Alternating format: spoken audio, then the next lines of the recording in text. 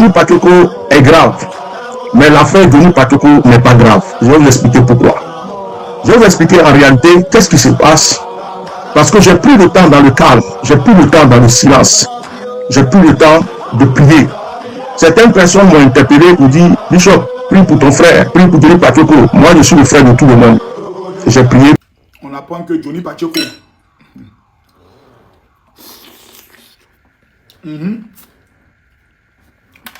a été rapatrié. J'ai prié pour voir clair. Qu'est-ce qui se passe? Seigneur, qu'est-ce qui se passe dans cette histoire? Je ne connais pas Johnny Patoko. Je ne l'ai jamais parlé. On ne s'est jamais parlé. Au moment où j'ai commencé vraiment à m'intéresser à lui, c'est quand il a commencé à publier certaines vidéos de mon petit frère Eri Pada. Je me suis dit, ah, ce frère-là, cet homme-là aime Dieu. Cet homme-là, parce que quiconque se lie à un vrai homme de Dieu, on dit que cette personne-là aime Dieu. Il n'est pas lié à un féticheur. Il n'est pas lié à un sorcier, à un mystique, à un marabout. Mais un homme de Dieu. Quand quelqu'un prend le temps de partager des vidéos d'un homme de Dieu, ça veut dire que la personne croit en Dieu. Quels que soient les défauts de cette personne, quel que soit même il a donné des injures par-ci, par-là ou quoi, Dieu est avec lui. Dans la Bible, la première personne qui a au paradis, c'est un brigand. C'est pas un pasteur, c'est pas un prêtre, c'est un brigand qui allait. Il était sur la croix auprès de Jésus. Jésus a dit aujourd'hui, quand tu es avec moi dans le paradis. Donc c'est Dieu qui choisit ses enfants. On peut le voir comme ça, Johnny Patoko, mais au fond, on ne sait pas combien de temps il passe dans la prière. On ne sait pas quel amour il a pour Dieu. Et ça, c'est Dieu seul qui le sait. Donc, je ne suis pas venu raconter n'importe quoi. J'ai dit que j'ai plus le temps de prier. J'ai dit, Seigneur, mais est-ce que je dois encore mettre ma bouche dans cette affaire? Parce que je suis athée anormal. Ma sortie d'aujourd'hui, là, ça va briser beaucoup de choses. Quand moi je sors, j'éteins le feu. Quand je sors, j'arrête tout. Quand je sors, j'ouvre les yeux. À chaque fois qu'il y a des tapages, il y a des trucs. Remarquez, quand je sors, c'est qu'il y a quelque chose qui va se passer.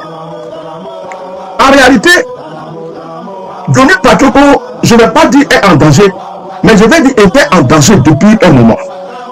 Johnny Patoko était en danger depuis un moment. Quand on vous dit que les gens font des démarches pour qu'on puisse rapatrier Johnny Patoko, c'est maintenant que vous êtes en train de vous chauffer. Mais cela n'a pas commencé aujourd'hui. Cela a commencé depuis un moment. Depuis très longtemps, un moment. Au niveau de la Finlande, je ne sais pas si c'est un consul, une ambassade, mais une représentation. J'ai vu un homme clair. Il n'est pas blanc. Il n'est pas libanais. Mais on a l'impression qu'il est métissé. Et j'ai l'impression que cette personne est... C'est-à-dire que, je ne sais pas si c'est un ambassadeur ou quoi, mais cette personne est dans le milieu de, comment on appelle, du consul. Je vois que cette personne-là a une relation avec le gouvernement ivoirien. Et je vois bien que cette personne-là connaît certaines personnes parmi les politiciens et dans la justice, comme on appelle, parmi les gens de la justice de la Finlande. Suivez-moi bien. Depuis très longtemps, ils ont voulu passer par ces personnes pour créer des fausses accusations contre Johnny Patoko afin de le faire rapatrier. Mais ils ont voulu même créer une confusion au niveau de sa femme pour que sa femme témoigne contre lui, pour que sa femme le rejette, pour que sa femme soit la personne sur qui ils vont compter pour pouvoir prendre Johnny Patoko et puis venir faire ce qu'ils avaient à faire. Ce que je vais dire maintenant là, écoutez très bien. Il y a une femme qui soutient Alassane Ouattara. On lui a donné l'argent, on l'a payé. En réalité, cette femme-là, c'est une clé dans l'histoire de politique là. Quand elle est partie au RHDP là, c'est pour écarter, pour que certaines personnes rentrent dedans pour lui donner quelque chose. Je vous suis. Donc cette femme-là, on l'a envoyée parce qu'elle a la bouche. La femme là est partie en Finlande. Elle est partie coucher avec quelqu'un. Ton cinéma, tu es venu faire ici là. Tu peux rien créer. Tu as une poisson. Parce que le commandant suprême de la gendarmerie te baise. Bas Congo te baise. Si c'est pas Congo, c'est toi qui me l'as dit, c'est pas quelqu'un qui a dit. C'est toi qui me l'as dit. Sur les Jean-Baptiste, d'après toi, il voulait te baiser. Bon, à savoir même s'il est passé à l'action ou pas. Mais tellement tu es une femme au cuisse légère, je suis sûr qu'on te baise. Toi, une fois retourner à la police, prends cette vidéo là, tu allais donner ça à renfort. Pour te dire que tu n'es rien de mon affaire. Tu n'es rien même. Et comment maintenant? Et ne pas les cas belle, non, mais là, ça n'est. L'univers d'Assikou ne lié pour prendre l'argent, tu as bouffé. C'est toi les douleurs envoie et puis on te met devant pour venir en Finlande. C'est toi les douleurs envoie, on te met d'avion pour venir en Finlande. C'est toi qui es femme. Dans tout Côte d'Ivoire, c'est toi on a vu. Et puis c'est toi qui viens en Finlande. Il y a aussi. Une vidéo, je fais ça pour que tout le monde voit qui tu es. Parce que pour toi, il n'y aura pas de rédemption. Elle est partie coucher avec la personne dont je parle. Elle est partie bien se faire m'appeler. Et ils ont décidé de tout faire pour que Denis Patekora il puisse rentrer en Côte d'Ivoire. Donc le plan était serré depuis longtemps. C'est pas aujourd'hui que ça a commencé. Ils ont fait toutes les démarches. Ils ont fait tout ce qu'il faut. Ça ne pouvait pas aboutir. Parce qu'il y a eu une enquête discrète sur Denis Patekora. Je me demande même si on n'a pas déjà appelé Denis Patekora pour entendre si c'était fait. Donc ils ont tout fait pour lui créer des problèmes. À un moment, ils ont voulu l'accuser de viol. Qu'il a violé soit une femme à Abidjan, il a fait des trucs, qu'il doit aller répondre. Ils ont fait toutes les stratégies, tous les plans qu'ils voulaient faire. Que c'est un voleur, il a volé, il doit aller répondre, il a commis des actes. Mais toutes les enquêtes qui étaient faites n'aboutissaient pas. Et ce que vous ne savez pas, c'est que le compte de Denis Patekora était suivi déjà par le gouvernement, certaines personnes du gouvernement de la Finlande. On le surveillait de près pour voir si en réalité ce qu'on dit de lui est vrai. Ils ont fait tout le tapage, tout ce qu'ils pouvaient faire, ça n'aboutissait pas. Et puis ce qui s'est passé, moi c'est ce que j'ai reçu, le Seigneur soit vous dire. Ce qui s'est passé, c'est qu'ils ont décidé de faire passer l'histoire en une histoire de terroristes. Comme actuellement c'est un peu chaud en Côte d'Ivoire, de faire croire que Denis Patekora en réalité est un terroriste et que Denis Patekora a commis des dégâts en Côte d'Ivoire et que Denis Patekora doit venir répondre à ces choses-là en Côte d'Ivoire. C'est la dernière stratégie qu'ils ont trouvée. Ils ont fabriqué un faux dossier. Ils ont fabriqué un faux dossier et ils ont donné à cette personne-là, Jean Métissé bizarre là, le franc-maçon là, pour qu'il dépose.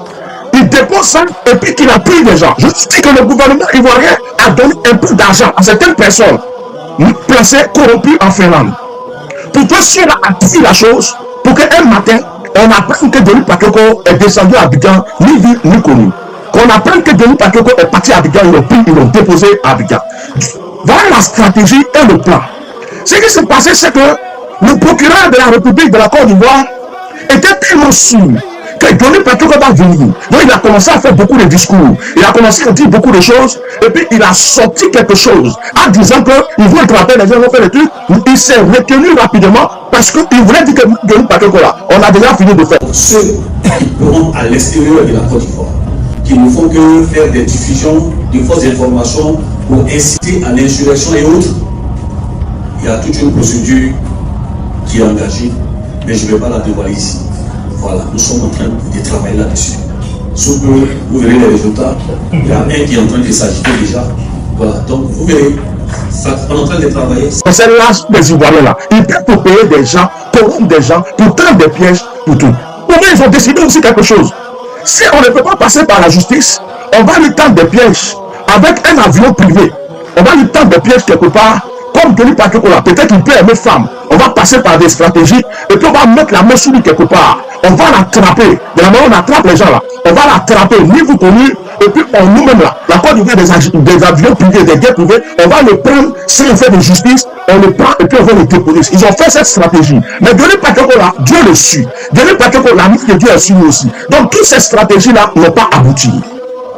L'homme Denis Patekora, depuis un moment, demandez-lui, il était prévenu spirituellement que quelque chose allait, les choses allaient s'empiler, il a pris ses précautions.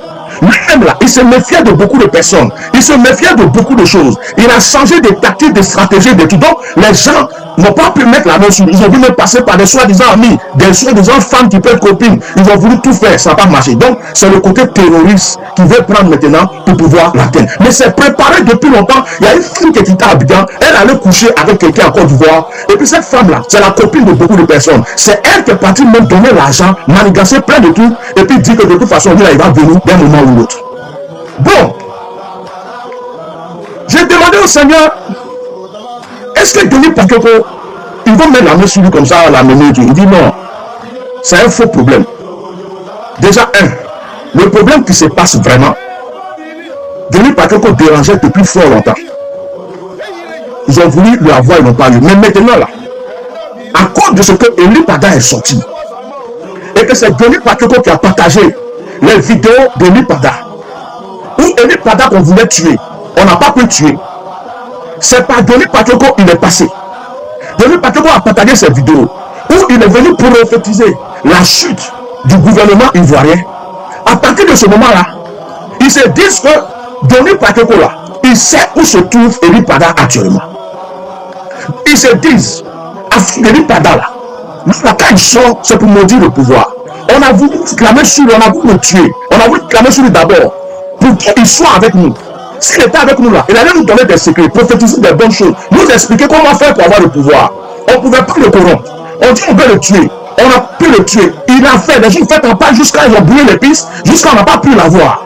Mais comment ça se fait que cet homme-là envoie des vidéos de Denis Patrick? Comment il fait pour avoir ces vidéos? D'où Denis Patrick là, ici où se trouve Sonia Guillaume, ici où se trouve Eli Pada. Donc si on met la main sur lui là, si on met la main sur lui, on va savoir où est Eli Pada, on va savoir où est Sonia Guillaume. Donc voilà les deux personnes qui font peur. Les deux personnes qui leur font peur, sur le politique, sur le spirituel, Eli Pada, et Denis Patrick là, ça m'a dit de parler là. Ils se disent que ce monsieur-là, il est en relation avec eux, il connaît quelque chose, donc on va passer par lui, si on peut l'attraper, on va passer par lui pour mettre la main sur cette personne. Voici le vrai problème. Sinon, c'est pas parce que Denis Patrick parle. Denis Patrick a commencé à parler depuis longtemps, Denis Patrick crie depuis longtemps, Denis Patrick réveille depuis longtemps, mais à cause de la sortie de Eli Pada, et à cause de ce que les gens ont peur que Soro Guillaume aille faire quelque chose, c'est pour cela qu'ils sont énervés, ils veulent tout faire pour mettre. Actuellement, ils sont en train de gaspiller de l'argent. Il y a un pour parler avec des corrompus. Il y a des gens qui disent, si on passe par le tribunal, on peut pas l'avoir. Si on passe par le tribunal, on ne peut pas l'avoir parce qu'il y a des lois. Même s'ils ont mis la main sur lui, ils vont faire des enquêtes. Ils vont faire tout ce qu'il faut. Ils vont vérifier d'abord si ce qu'il dit là est vrai, si ce que nous on dit est vrai. Donc ça, c'est pas bien. Donc ils sont en train de se dire, on va les blaguer pour dire que Eli Pada, Denis Patrick sera rapatrié. Mais le vrai plan qu'ils ont prévu, contre Denis Patrick, c'est de trouver la solution pour attraper ni vu ni connu par qui que ce soit. Actuellement, même il est surveillé. Actuellement, il y a des gens qui le surveillent partout où il va et tout. Donc, comment on va faire pour qu'on le prenne? Si on l'a pris là, si c'est pour le mettre dans le coffre de voiture, on le met dans le coffre de voiture. Là où on peut aller prendre l'avion privé là, pour le faire partir là, on le prend, on vient le déposer en Côte d'Ivoire. Là, il n'y a pas à faire qu'on passe par le tribunal, à faire de la patrie, après de ça. Donc, c'est le vrai plan même qu'ils ont prévu. C'est le vrai plan qui est là. Ok. Je demande, Seigneur, mais c'est quoi l'histoire? Est-ce que ce frère-là, ils vont mettre la main sur lui? Le Seigneur dit, normalement, il ne peut pas mettre la main sur lui parce que lui-même, il est prévenu et il sait ce qu'il fait. Mais, il ne faut pas que les gens restent comme ça. J'ai demandé, est-ce que la cotisation, j'ai pris note, moi je ne prends pas toujours note, mais j'ai pris note. Est-ce que la cotisation que les gens veulent faire pour lui, tout ça, c'est bien? Le Seigneur m'a dit, c'est une très bonne chose. Parce que financièrement, ils ont bloqué beaucoup de choses. Financièrement, il n'est pas bien. Financièrement, ils l'ont vraiment atteint. Donc, même s'il n'y avait pas ce problème, financièrement, il doit être soutenu. Parce qu'il ne dit pas tout, mais il est dans un moment où vraiment il y a une pression sur lui. Donc, si on cotise pour l'aider, c'est une très bonne chose. Ça, le Seigneur m'a dit ça. Et le Seigneur me dit, malgré que les gens cotisent, que ça peut lui rendre service, que ça peut l'aider, il faut obligatoirement qu'un avocat soit pris. Un avocat soit pris. Mais un avocat, un vrai avocat, un avocat qui fait trembler les gens en Finlande. Un avocat qui fait trembler les gens en Finlande. Et cet avocat-là, il faut que ce que Johnny va faire, Johnny lui-même, il porte plainte contre le gouvernement ivoirien pour diffamation de faux. C'est-à-dire que, et puis d'atteinte à sa vie. Que l'avocat porte plainte. Ça veut dire quoi? Si ceux-là ont menti, ils ont fait plan, ils ont fait stratégie pour embrouiller les choses, pour mettre la main sur lui, la plainte là va aussi le poursuivre. Maintenant, si réellement ceux-là ont fait quelque chose, qu'ils passaient par la justice pour atteindre Denis Patrick, l'avocat va venir contrecarrer ça pour prouver que c'est un citoyen ivoirien qui n'aime pas la politique ivoirienne en Côte d'Ivoire et qui défend les causes des pauvres, des misérables. Et c'est pour cela qu'on veut l'atteindre, que tout ce qui est dit sur lui est du faux. Donc il porte plainte pour être dédommagé, il porte plainte pour que son nom soit blanchi parce qu'on a traité de terroriste. Donc il faut un avocat. Et pour cela, les cotisations sont bonnes. C'est pas mauvais.